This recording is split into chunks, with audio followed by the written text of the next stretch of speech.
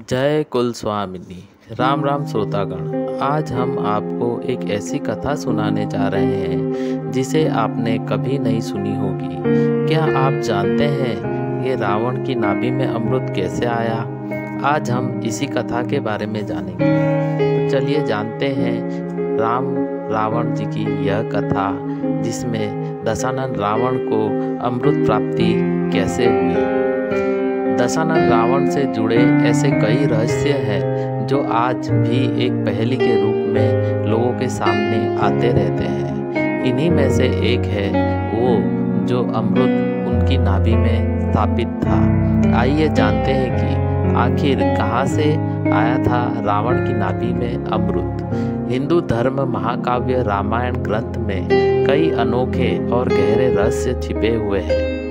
रामायण में हर एक पात्र किसी न किसी रहस्य को समेटे हुए थे। इसी कड़ी में आज हम बात करेंगे रावण से जुड़े रहस्य के बारे में। रावण के जीवन और उसकी मृत्यु से जुड़े कई ऐसे राज हैं जो आज भी एक पहेली बने हुए हैं। इन्हीं में से एक है रावण की नाभि में अमृत का रहस्य, जिसके बारे में आज जानते हैं। तो आइए जानते हैं कि आखिर कहाँ से आया रावण की नाभि में अमृत। रामायण ग्रंथ के अनुसार जब श्री राम और रावण का युद्ध हुआ था, तब श्री राम अनेक प्रयासों के बाद भी वह रावण को मृत्यु दे पाने में विफल हो रहे थे। तभी विभीषण जी ने श्री राम को रावण की मृत्यु का रहस्य उजागर करते हुए बताया था कि रावण की नाभि में अमृत है।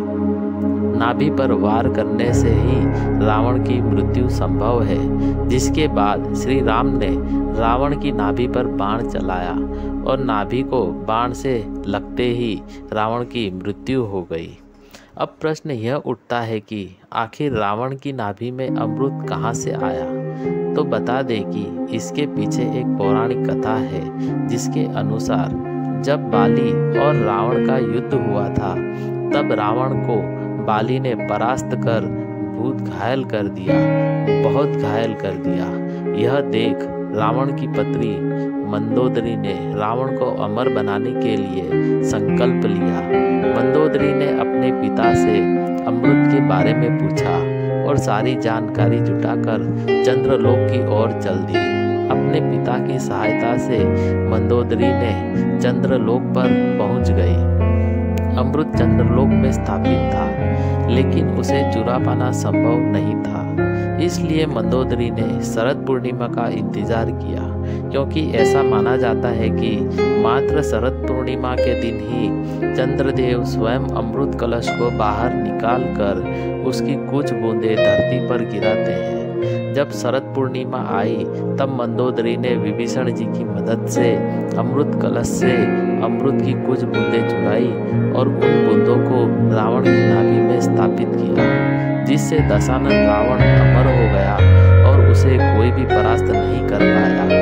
मगर कहते हैं ना, कोई वही जो राम रचि राखा, रावण को तो मरना ही था। अंत में श्री राम जी के हाथों उसका वध हुआ।